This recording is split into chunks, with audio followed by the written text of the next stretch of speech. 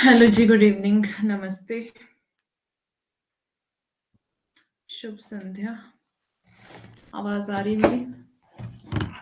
Audio video दोनों clear है?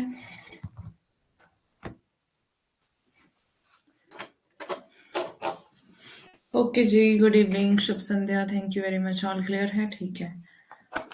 चले, आज मैं बहुत लेट हूँ क्योंकि लाइट नहीं थी और इसलिए थोड़ा टाइम लग गया। तो तबीयत भी कुछ खास सही नहीं है, बट पीडीएफ एक्चुअली जा नहीं रही थी, सॉरी, कल भी नहीं डाल पाई मैं। जा नहीं रही थी पीडीएफ, अभी आज फिर से ट्राई करती हूँ। नहीं तो देखते हैं, फिर अगर नहीं जाती कहीं भी तो टेलीग्राम पे भेजूंगी, है ना। एक्चुअली शेड्यूल नहीं डाला था क्लास का, इसलिए शो नहीं हुई आपको, क्योंकि तबीयत मेरी ठीक नहीं थी, फीवर था बहुत ज्यादा और शेड्यूल में नहीं कर पाई उस वजह से क्लास, इसलिए शो नहीं हुई आपको ना। जब शेड्यूल डालते तभी शो होती है क्लास।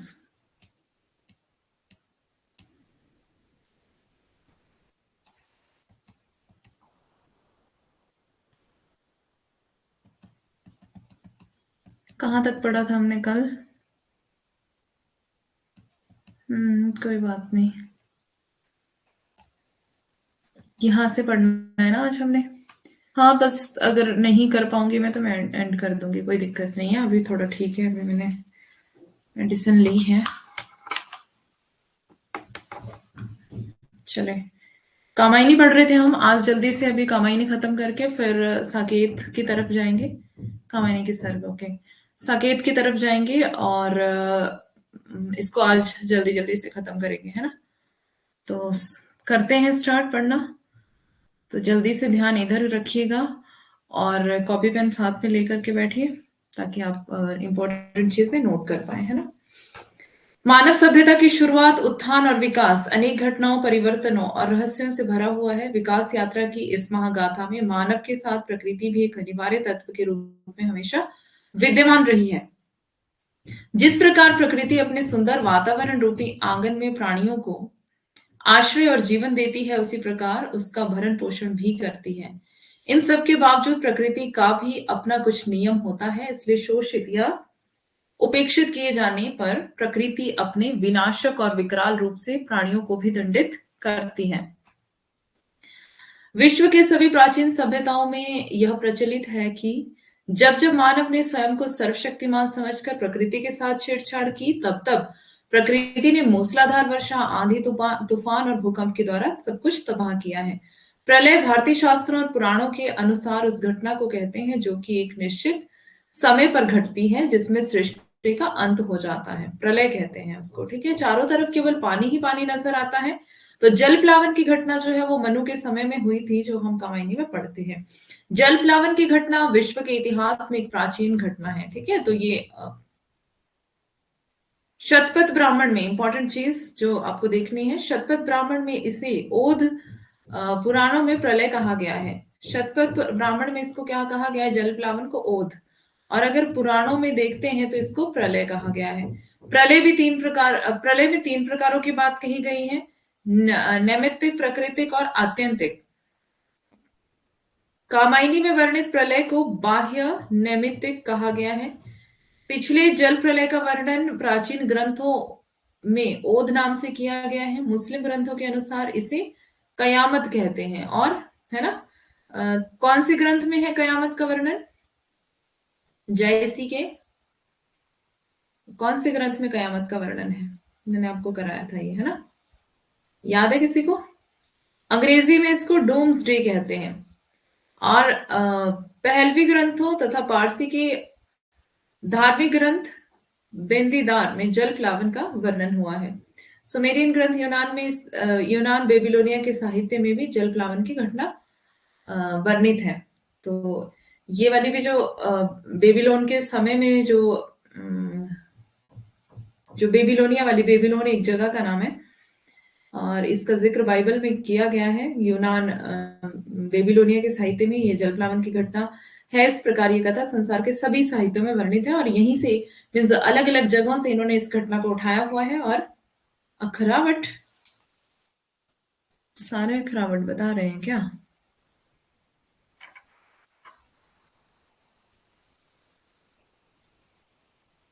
हम्म,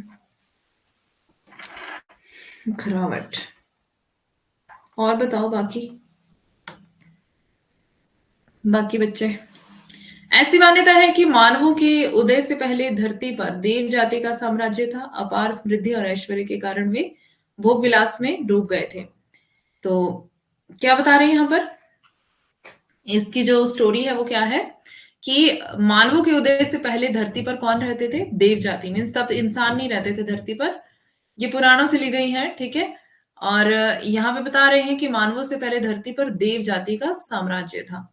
अपार समृद्धि और ऐश्वर्य के कारण उनके पास बहुत सारी समृद्धि थी, ऐश्वर्य था, और वे भोग विलास में डूब गए। उसके कारण अहंकार में चूर होकर उन्होंने प्रकृति को भी अपने अधीन समझ लिया, उनके नियमों में हस्तक्षेप करना आरंभ कर दिया, जिसके फलस्वरूप प्रकृति ने अपने भयानक रूप में जल प्रलय के द्वारा उन्हें दंडित किया। इस जल प्लावन में मनु को छोड़कर समस्त देव जाति नष्ट हो गई थी। तो ये पूरा जब आप कामायनी पढ़ेंगे तो इसमें ये जल प्लावन की घटना है और फिर मनु ही ये बात कहते हैं। वेरी गुड सुरुचि।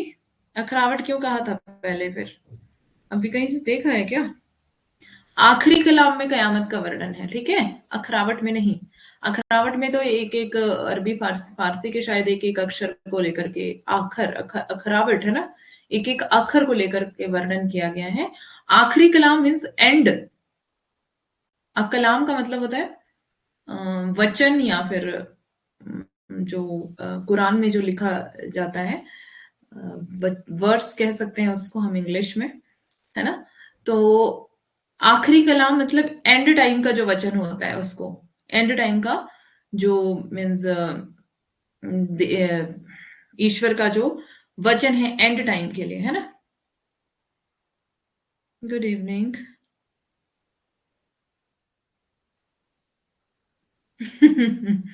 अच्छा, तुक्का मारा मतलब है, आखिरी कलाम, ठीक है।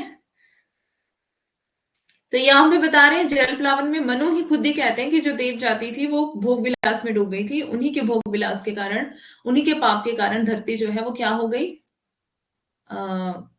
मीन्स जल प्लावन की जो घटना है फिर हुई और पूरी धरती के ऊपर जो है विनाश हो गया, पानी ही पानी हो गया, सब कुछ पानी में बह गया, कुछ भी नहीं बचा। और मनु जो है वो अकेले हैं, बहुत परेशान हैं, और पूरा वो देख रहे हैं पूरी दुनिया को और देख रहे हैं कि कुछ भी यहाँ पर जो है शेष नहीं बचा इस धरती पर। Good evening, good evening. कोई बात नहीं, वो समझ गई मैं कि आपको आपका टाइपिंग मिस्टेक हो गया। तो क्या है कि उसके बाद क्या होता है, श्रद्धा आती है। श्रद्धा भी कहीं अकेली रह जाती है तो उसको देखा, वो देखती है कि कहीं पर बलि किया हुआ है, कुछ कहीं धूप जलाया हुआ है, कुछ बलिदान किया हुआ है किसी देवता को। तो वो पत्थर पे रखा हुआ अन्न देखती है, बलि का, बलि किया हुआ अन्न जो है पत्थर पे रखा होता है। तो वो देखती है कि कोई तो मनुष्य जिंदा है, मीन्स मैं अकेली नहीं हूँ, कोई और मनुष्य भी जिंदा है। तो वो धीरे धीरे करके कहाँ पर मनु को मिलती है और फिर इस तरह से मनु की और उनकी बातचीत, श्रद्धा की बातचीत आपस में होती है और उनकी दोस्ती हो जाती है। ठीक है, तो वो दो ही लोग जो है वो धरती पर बच जाते हैं। मतलब ऐसी इसकी स्टोरी है। चलो इसको आगे पढ़ते हैं। पौराणिक भारतीय आख्यानों में मनु को महत्वपूर्ण स्थान प्राप्त है। आप देखोगे पुराण में, पुराणों में देखोगे तो मनु को जो है मतलब कहते हैं ना, ब्रह्मा का पुत्र था मनु। तो मनु को महत्वपूर्ण स्थान प्राप्त है, उन्हें मानव सभ्यता का आदि पुरुष कहा जाता है, माना जाता है। मनु के जीवन को समझने के लिए पहले हमें भारतीय समय की गणना से संबंधित कुछ तथ्यों को समझना होगा। पौराणिक भारतीय ग्रंथों में सृष्टि के इतिहास को कल्पों, यानी कि कल्प हिंदू समय चक्र की बहुत लंबी मापन इकाई है, कल्पों में, है ना।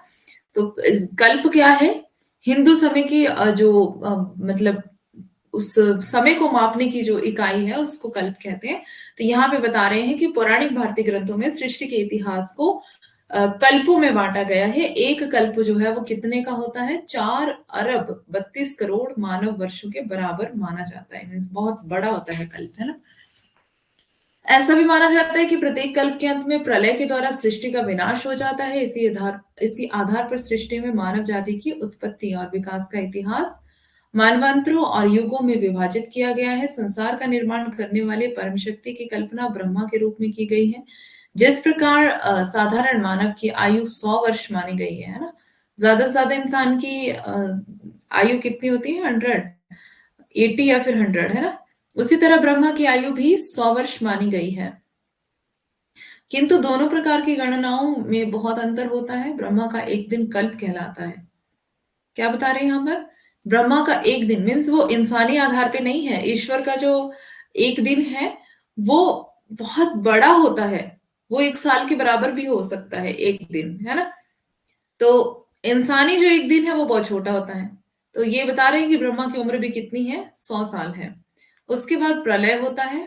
प्रलय ब्रह्मा जी की एक रात है, जिसके बाद फिर नई सृष्टि होती है। चारों युगों के एक चक्कर को, और अब बता रही यहां पर कि जो प्रलय है वो ब्रह्मा की एक रात है। और इंसान के लिए अगर प्रलय आ जाए तो कितने महीने बीत जाते हैं? महीनों महीनों बीत जाते हैं, है ना। फिर जाकर के प्रलय खत्म होता है। एकदम से पानी नहीं सूखता धरती पर। अगर पानी प्रलय आ जाए पानी से, तो पानी सूखेगा नहीं, जाएगा कहाँ पानी? अगर पूरी धरती पानी से भरी हुई है तो जाएगा कहाँ?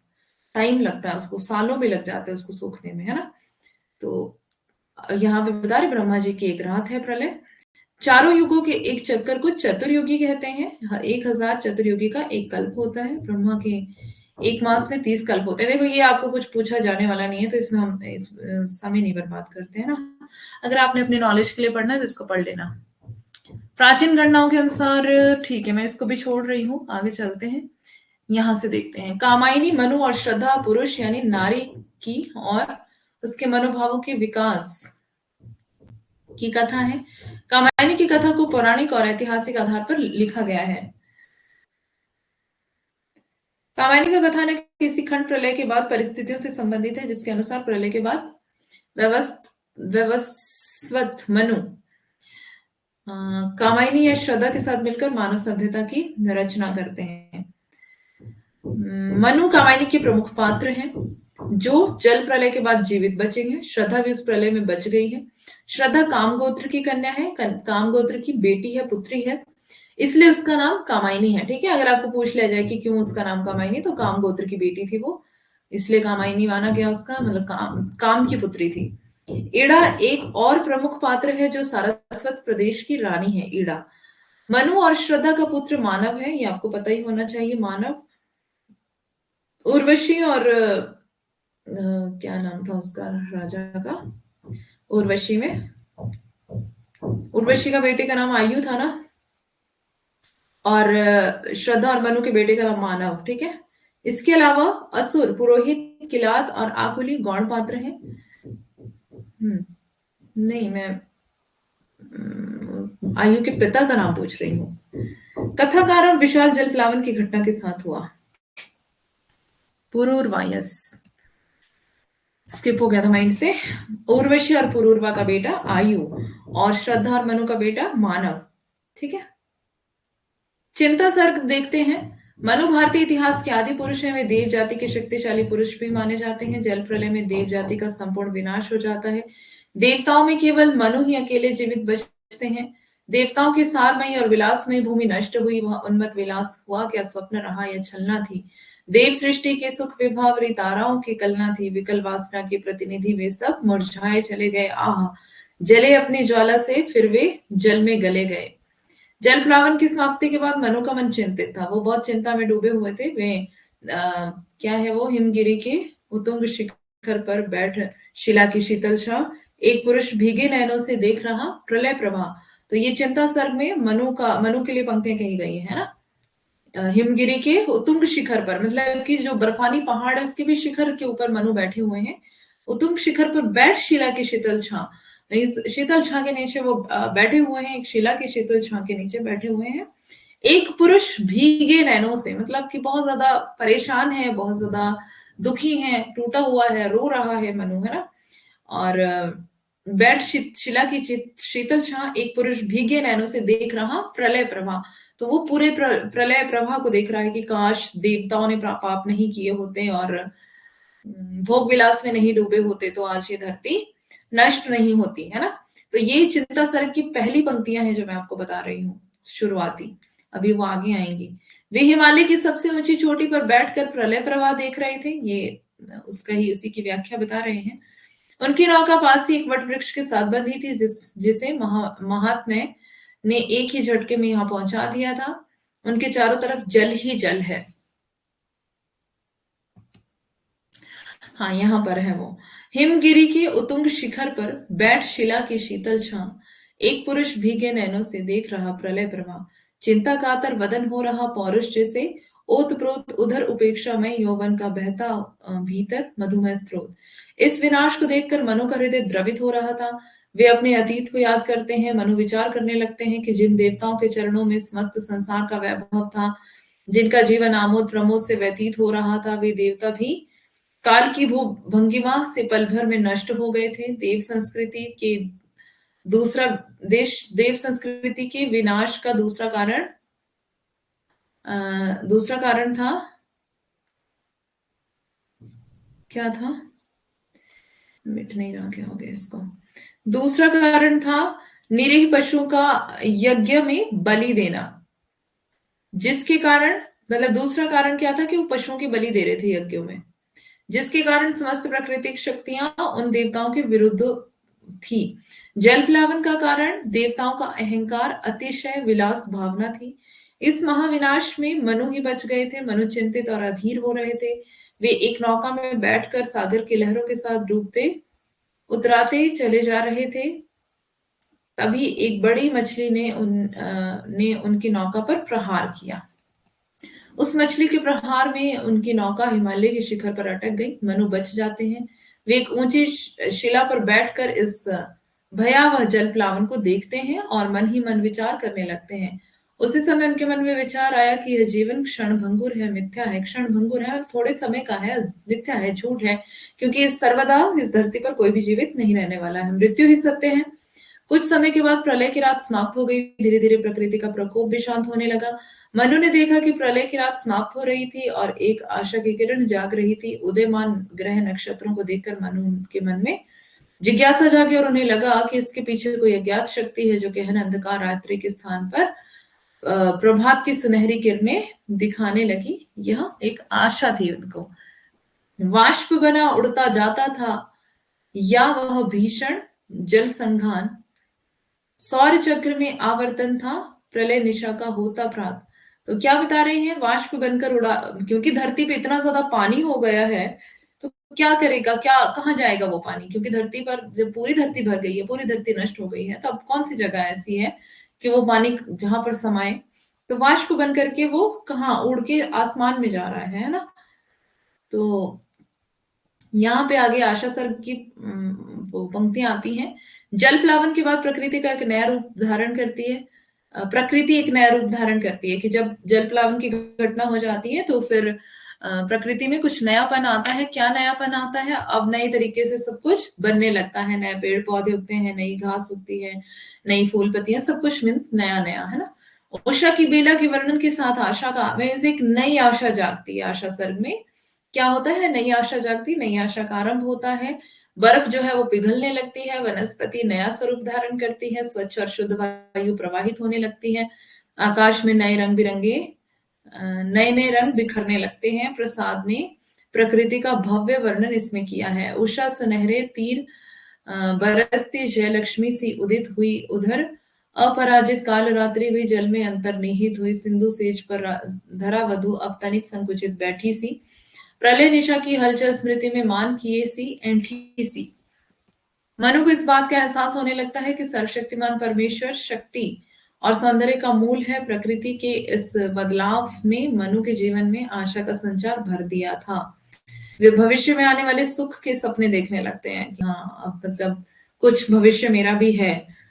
उनमें आशा की ज्योति जो है वो प्रज्वलित होने के कारण जीने की लालसा भी उनके अंदर बढ़ गई। वे एक सुंदर गुहा में अपना निवास स्थान बना लेते हैं, मीन्स गुफा में भोजन बनाने के लिए वे धान चुनते हैं और जो कुछ बच जाता है उसे वे वही प्रलय में पीड़ित अपरिचित प्राणी के लिए छोड़ देते हैं। जो बच जाता है तो मतलब किसी अपरिचित प्राणी के लिए कि जो कोई बचा होगा तो वो खा लेगा इसको, तो वो छोड़ देते हैं उसको।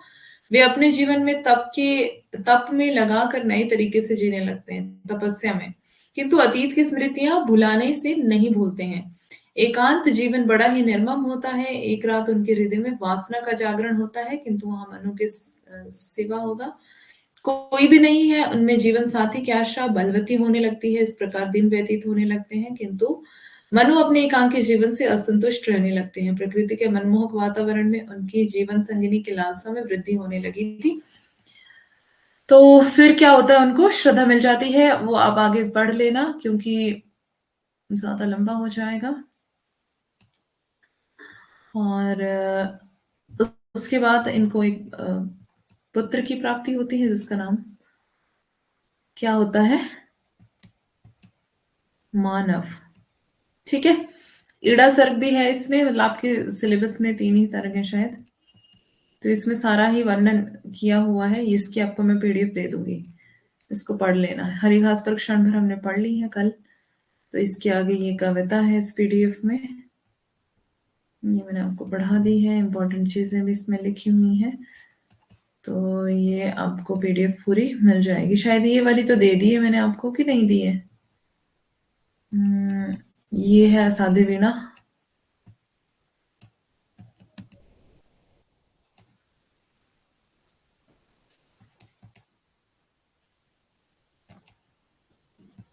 भ्रमर गीत सार है, वो मैंने आपको दूसरी पीडीएफ में दे दिया था। तो अब हम चलते हैं किसकी तरफ, साकेत की तरफ चलते हैं। साकेत का मतलब क्या है, किसी को पता है?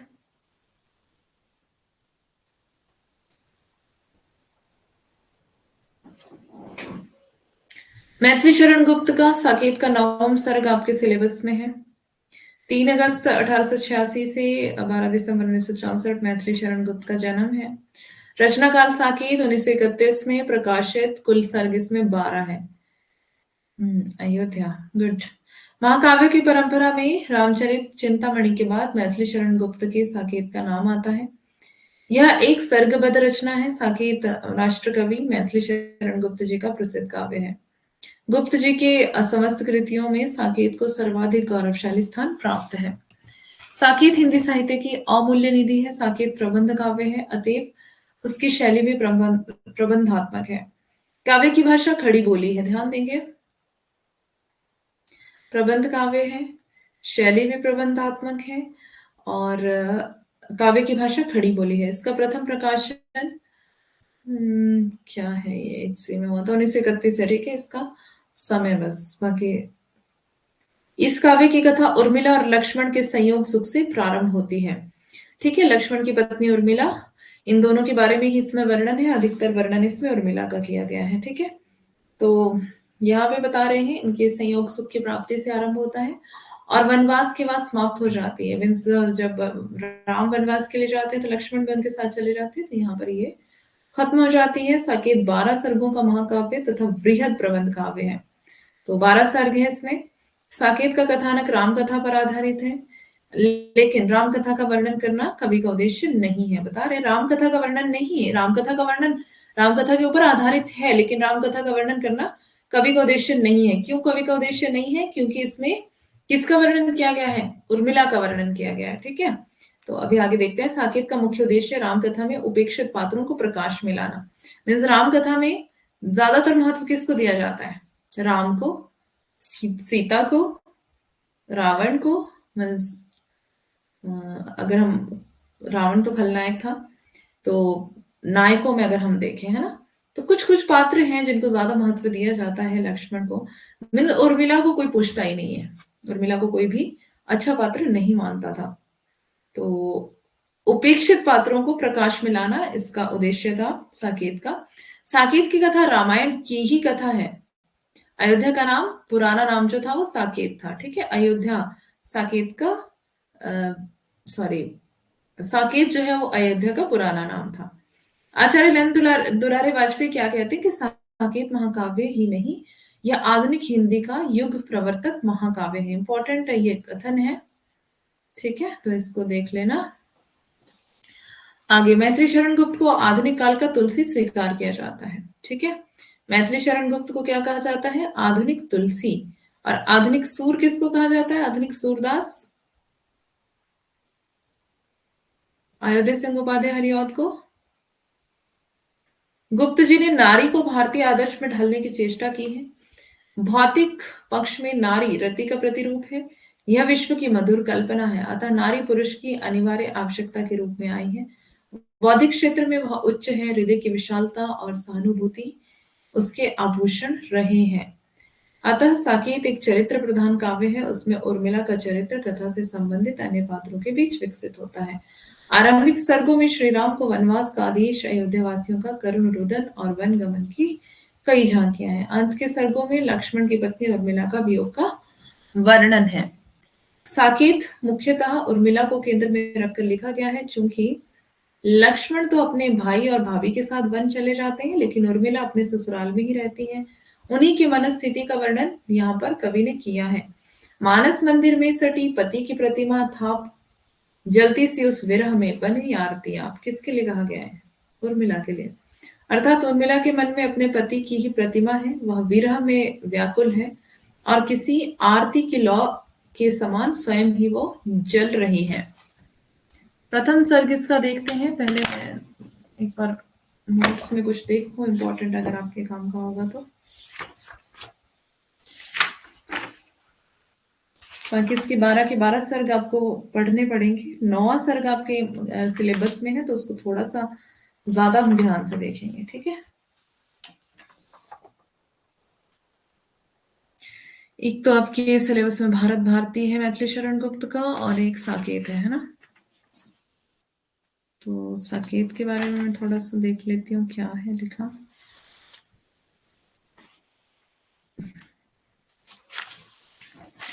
अच्छा, मैं इसका कुछ इम्पोर्टेंट वो बता देती हूँ आपको लिख करके। इसका बैकग्राउंड आपको पहले पता होना चाहिए, तब आपका ज्यादा।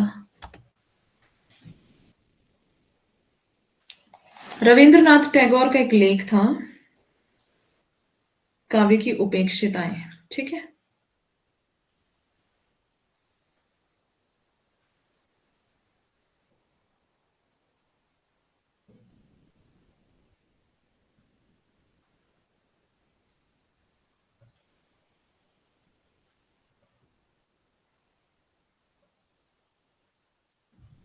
इनका लेख था, क्या नाम था लेख का? काव्य की उपेक्षिताएं।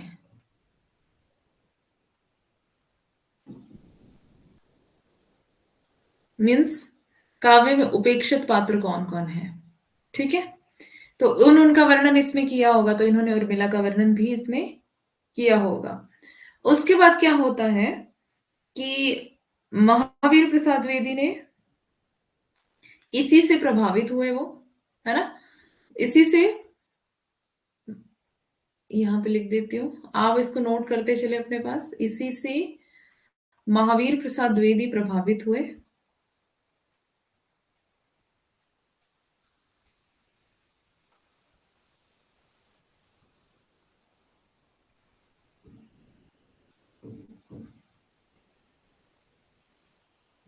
और इन्होंने क्या किया? महावीर प्रसाद द्विवेदी ने भुजंग भूषण भट्टाचार्य के नाम से, इनका छद्म नाम था। छद्म नाम मीन्स जो कोड में हो, जो गुप्त नाम हो। ठीक है, तो छद्म नाम उसको हम हिंदी में कहते हैं।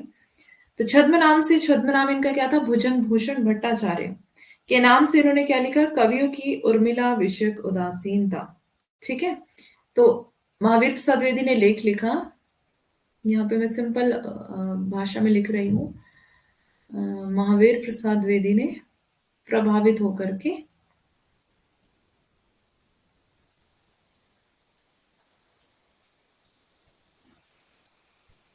एक लेख लिखा,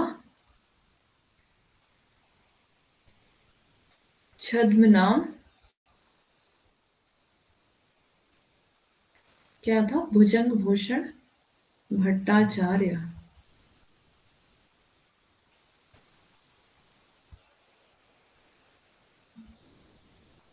कई बार ऐसे भी पूछ लिया जाता है भुजंग भूषण भट्टाचार्य कौन है, तो ध्यान देंगे महावीर प्रसाद द्विवेदी।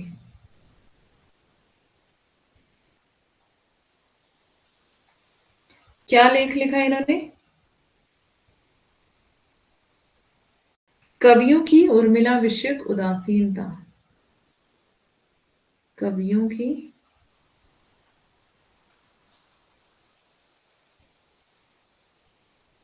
उर्मिला विषयक उदासीनता।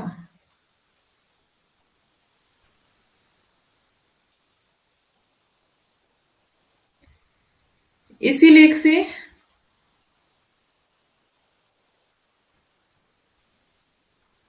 गुप्त जी यानी मैथिली शरण गुप्त, ठीक है, गुप्त जी प्रभावित हुए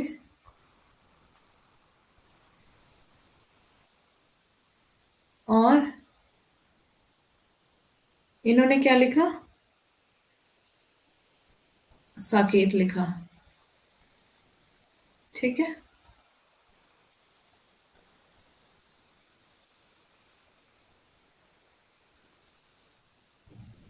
नोट कर लिया आपने? आगे चलूं मैं?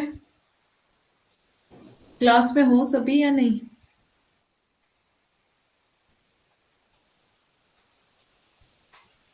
जल्दी जल्दी बताओ।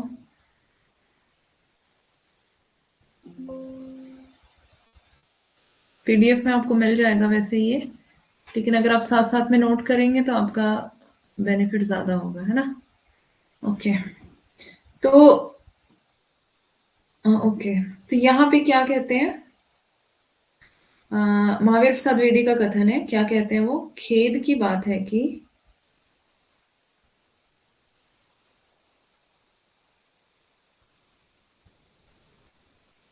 उर्मिला का उज्जवल चरित्र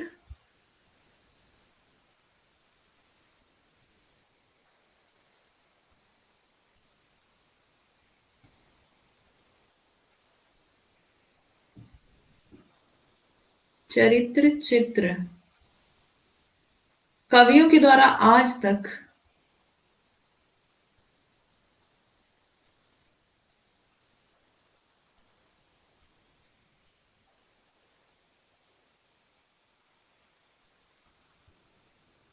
उसी तरह ढकता आया।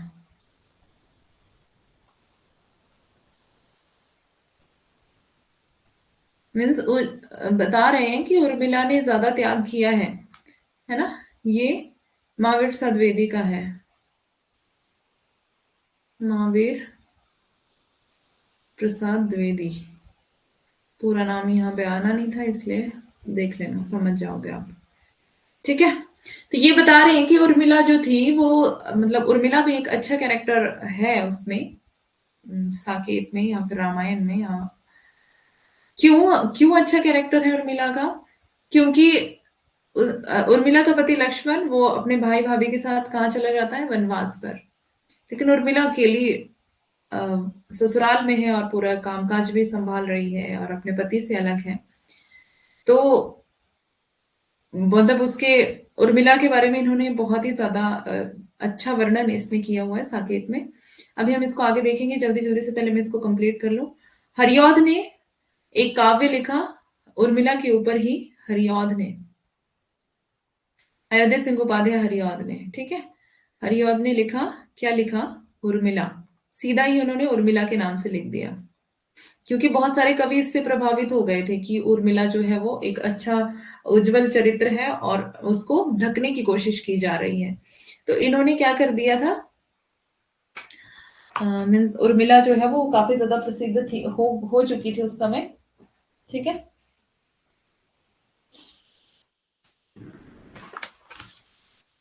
और सारे कवियों ने उससे प्रभावित होकर, सारे सारे ने नहीं, मतलब बहुत सारे कवियों ने प्रभावित होकर के लिखा। और बालकृष्ण शर्मा नवीन ने भी लिखा। बाल कृष्ण शर्मा नवीन, इन्होंने लिखा विस्मृता उर्मिला। विस्मृता उर्मिला,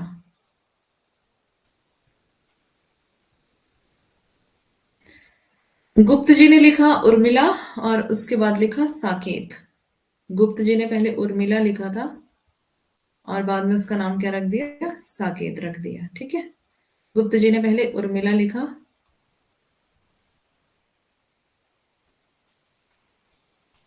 पहले उसका नाम उर्मिला था, बाद में उसका नाम चेंज किया, फिर रख दिया उसका नाम साकेत।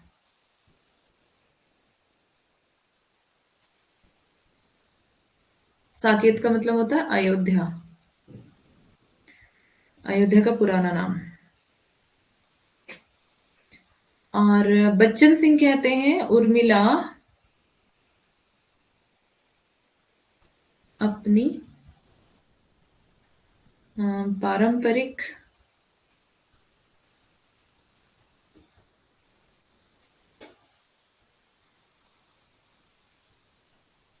गरिमा लिए हुए है।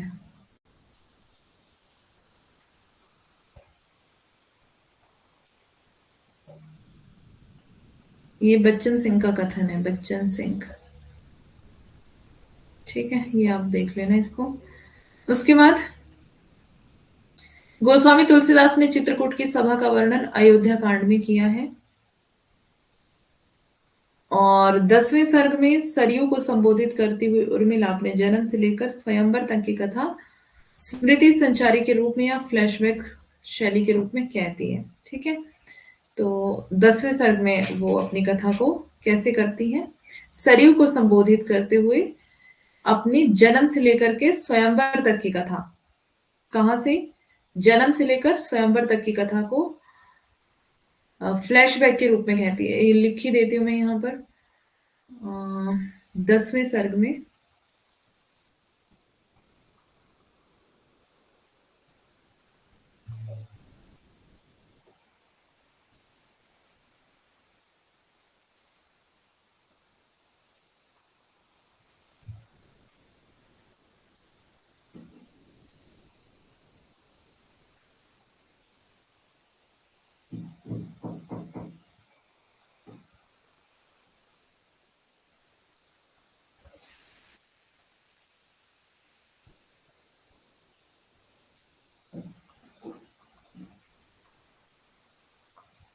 अपने जन्म से लेकर स्वयंवर तक की कथा, ये इंपॉर्टेंट पॉइंट बच्चन सिंह वाली बुक से लिए हैं मैंने सारे। ठीक है, और बच्चन सिंह वाली बुक आपको पता है इंपॉर्टेंट है, सारे के सारे जो पिछले पेज पे भी लिख के दिया आपको वो भी और यहाँ पे भी। स्वयंवर तक की कथा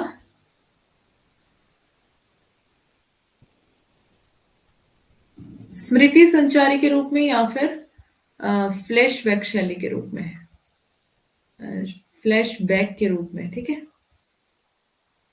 फ्लैशबैक के रूप में, फ्लैशबैक होता है जो कि हम पुरानी बातों को याद करते हैं ना,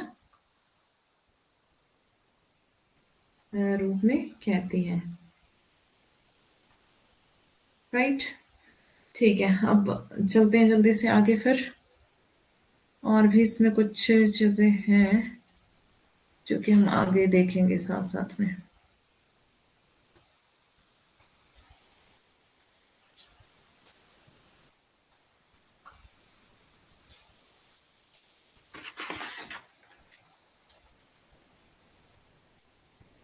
मांगला पारितोषिक मिला है इसको, साकेत को। ठीक है, ये आपको पता होना चाहिए। प्रेरणा इनको 1908 में मिली थी, महावीर प्रसाद द्विवेदी के लेख कवियों की उर्मिला विषयक उदासीनता के नाम से, ये मैंने आपको पीछे बता दिया। इसी लेख से प्रभावित होकर के इन्होंने साकेत लिखा। और समर्पित किसको है, ये समर्पण जो इन्होंने लिखा है पहले में, यहाँ पे दिया नहीं होगा ये ना, यहाँ पे लिख देती हूँ मैं इसको, समर्पण या फिर निवेदन, इन्होंने अपने पिता को समर्पित की है ये। ठीक है, इन्होंने यानी कि गुप्त जी ने साकेत अपने पिता को समर्पित की है।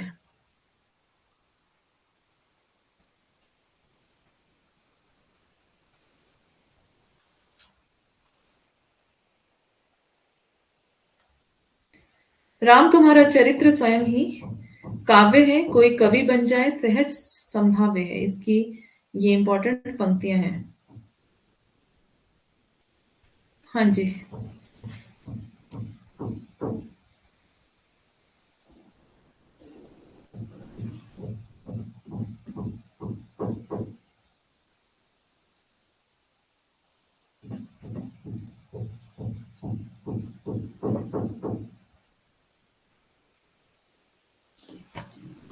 और है इसमें, आचार्य पूज्य द्विवेदी जी महाराज के प्रति अपनी कृतज्ञता इन्होंने प्रकट की है, और उनकी कृपा मूल्य निर्धारित करने की अ, कह रहे हैं।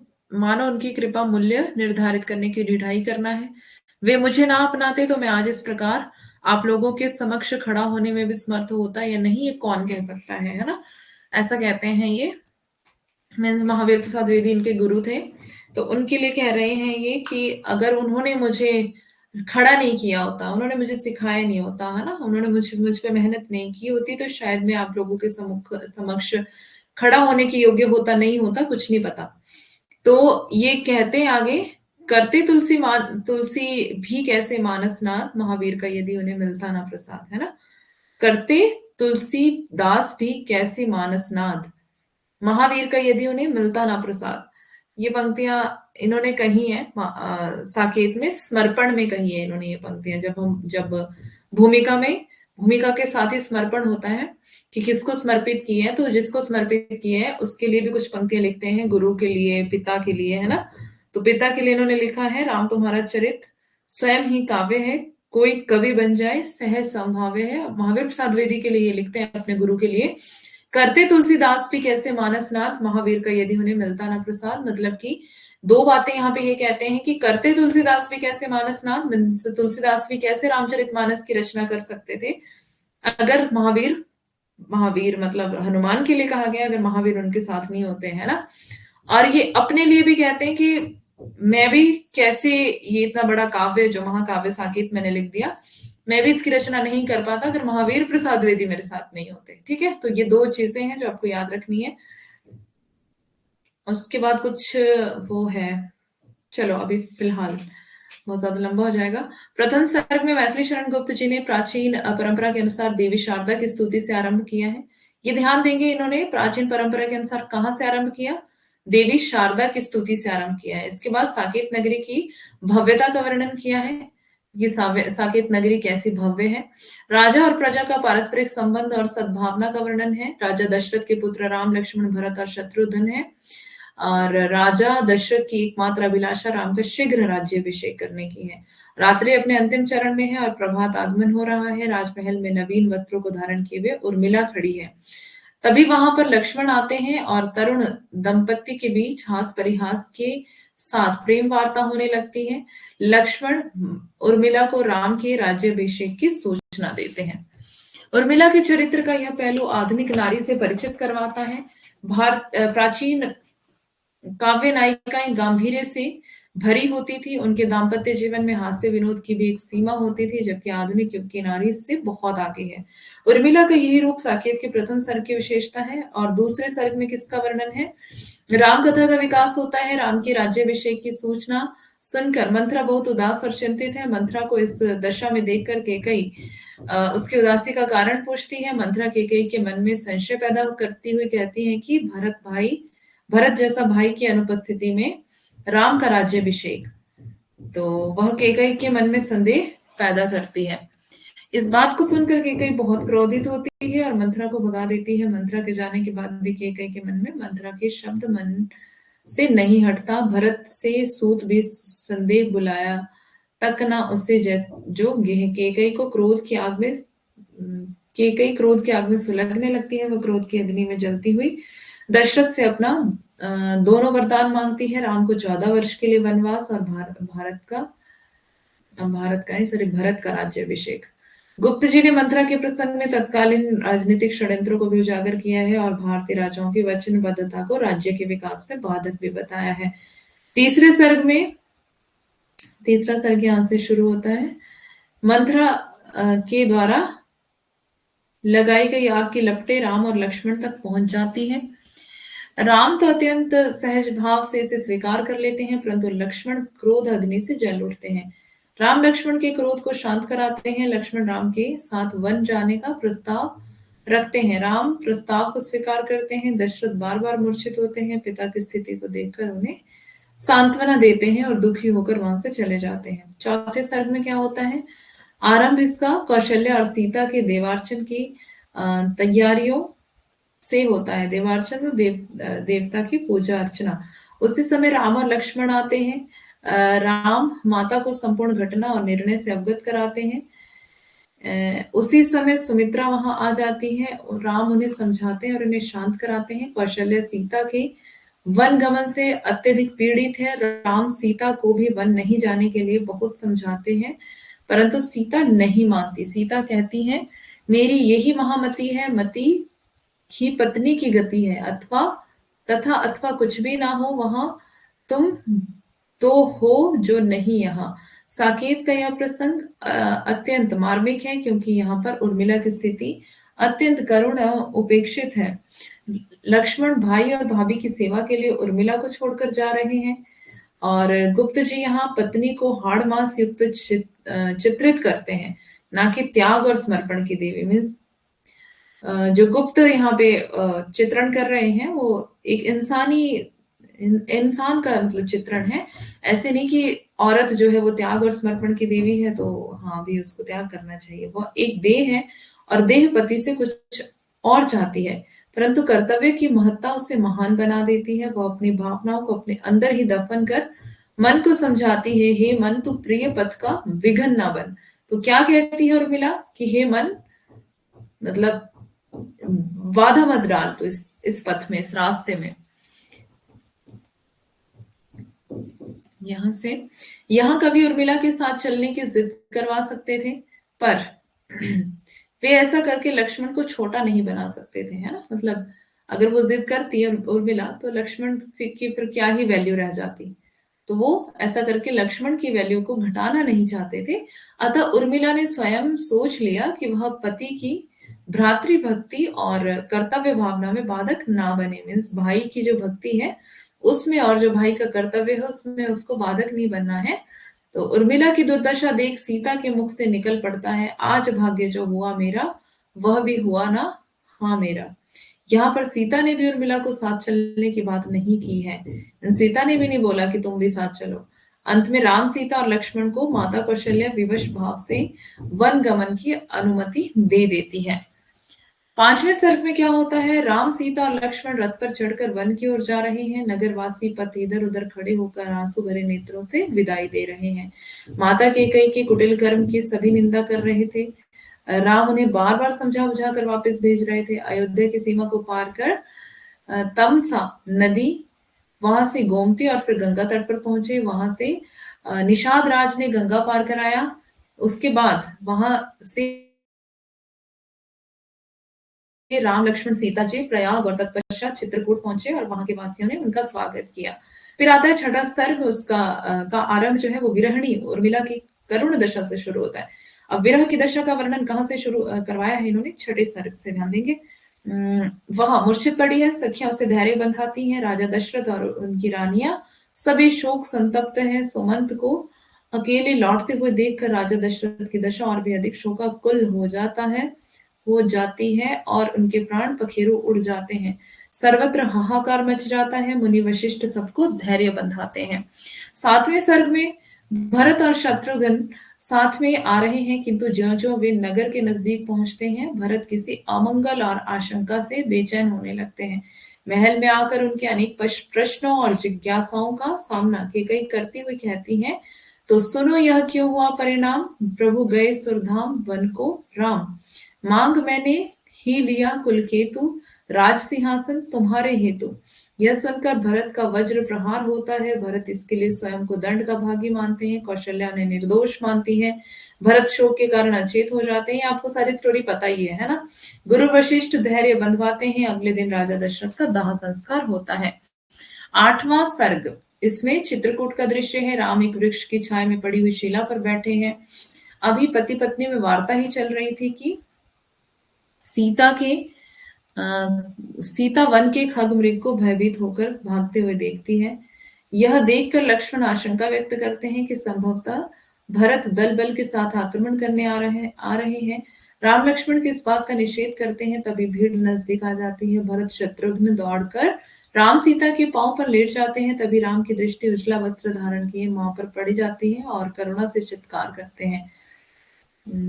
मुनि वशिष्ठ उन सभी को धैर्य बंधवाते हैं। राम अपने दिवंगत पिता को श्रद्धांजलि अर्पित करते हैं।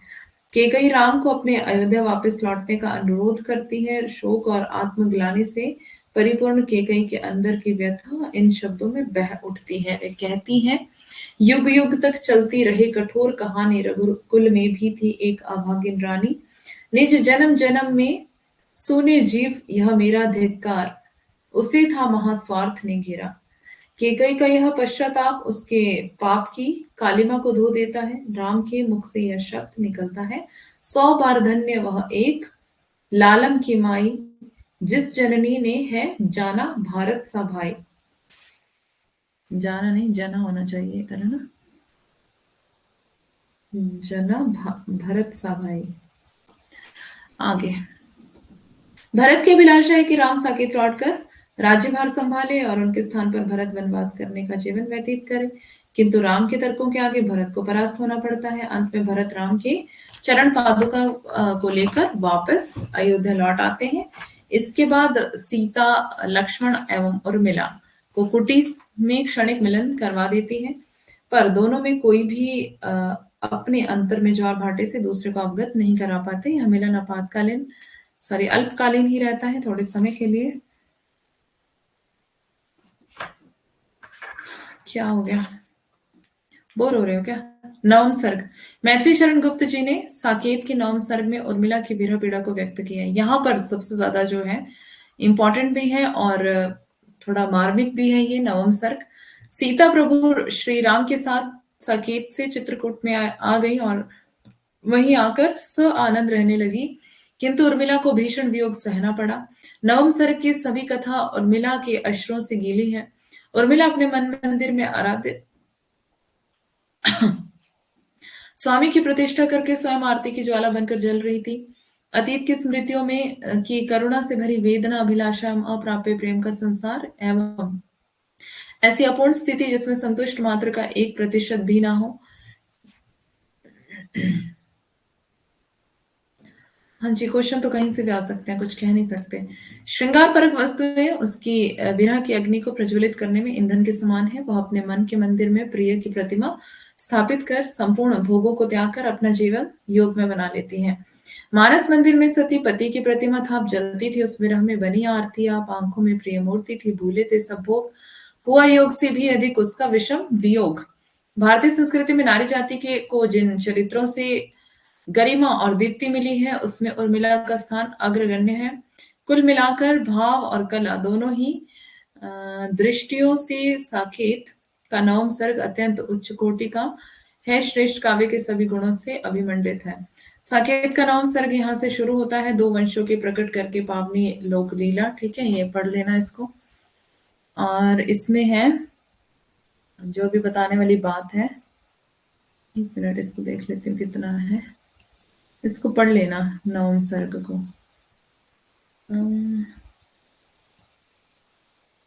2 बार है क्या? अच्छा, ये रिपीट है इसमें 2 बार।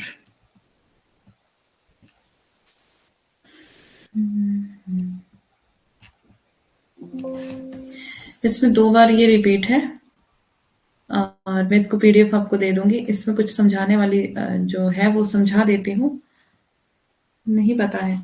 अच्छा हाँ, क्वेश्चन तो कहीं से भी पूछा जा सकता है। अच्छा, एक कथन है कि एक कहती है उर्मिला, एक इसी में नवम सर्ग में, है ना, प्रभु नहीं फिरे क्या तुम ही फिरे, हम गिरे अहो तो गिरे गिरे, है ना। तो क्या होता है कि लक्ष्मण जो है वो घर वापस आते हैं, तो उर्मिला कहती है लक्ष्मण को कि प्रभु नहीं फिरे क्या तुम ही फिरे, मतलब कि प्रभु नहीं आए, प्रभु मतलब राम नहीं आए, क्या तुम ही अकेले आए हो, और अगर तुम अकेले आए हो तो फिर क्या हो जाएगा, हमारा व्यक्तित्व गिर जाएगा। अगर तुम राम को साथ नहीं लाए और तुम खुद ही आए हो, अकेले आए हो, तो हमारा व्यक्तित्व गिर जाएगा। प्रभु नहीं फिरे क्या तुम ही फिरे, हम गिरे अहो तो गिरे गिरे, ये पंक्तियां ध्यान रखना। ठीक है, उर्मिला की पंक्तियां साकेत से। फिर सूरदास के साथ इसका वो किया हुआ है। ओके मेघा, तो क्या कहते हैं सूरदास गोपियों के विषय में, जब उद्धव सॉरी जब कृष्ण जो है गोपियों को छोड़ करके चले जाते हैं, तो क्या होता है? गोपियां कहती हैं, मधुबन तुम कत रहत हरे, विरह वियोग श्याम सुंदर के ठाड़े क्यों न जरे। क्या कहती हैं? मधुबन को, बगीचे को, फूलों को, पेड़ों को, पौधों को क्या कहती हैं गोपियां कि तुम क्यों इतनी सुंदर क्यों हो, क्यों बड़ फूल रही हो तुम, है ना? और क्यों तुम हरी भरी क्यों हो? तुम्हें तो हरा भरा नहीं होना चाहिए, तुम्हें सूख जाना चाहिए, तुम्हें मुरझा जाना चाहिए। क्यों? क्योंकि कृष्ण जो है वो हमें छोड़कर चले गए, तो तुम्हें विरह वियोग में सूख जाना चाहिए, तो तुम क्यों हरे भरे हो भाई? मधुबन को कह रही है ना, मधुबन तुम कत रहत हरे, विरह वियोग श्याम सुंदर के ठाड़े क्यों न जरे। तुम मतलब विरह वियोग में क्यों तुम्हें, तुम जो है इतना फल फूल रही हो। इसी के विपरीत इन्हीं का जो इन्हीं के वो इनका जो वर्णन किया हुआ है आपस में, तो यहाँ पर ये शायद शुक्ल ने वर्णन किया है, और कह रही हैं, जो साकेत में उर्मिला है, उर्मिला कहती है, रह चिर दिन तू हरी भरी, बड़ सुख से बड़ सृष्टि सुंदरी। तो उर्मिला भी विरह में है, उधर गोपियां भी विरह में है, लेकिन उधर सूरदास ने वर्णन किया है, यहाँ पर मैथिली शरण गुप्त ने वर्णन किया है।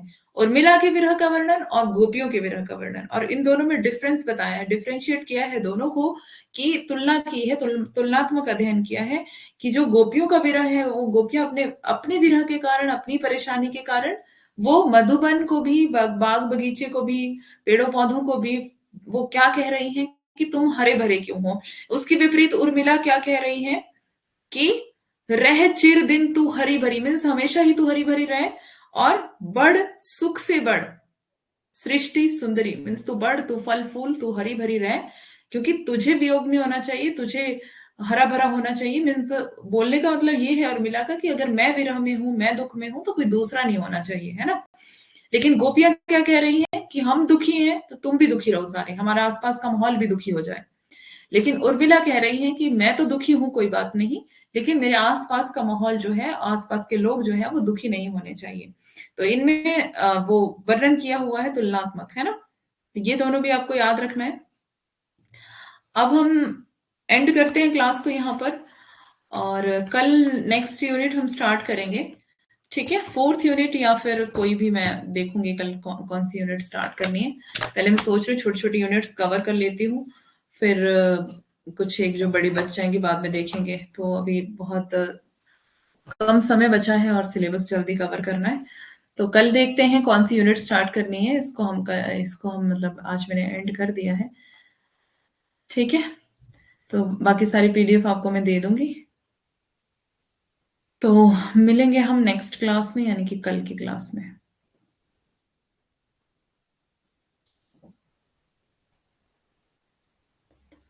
ठीक है, सबको बाय बाय, टेक केयर।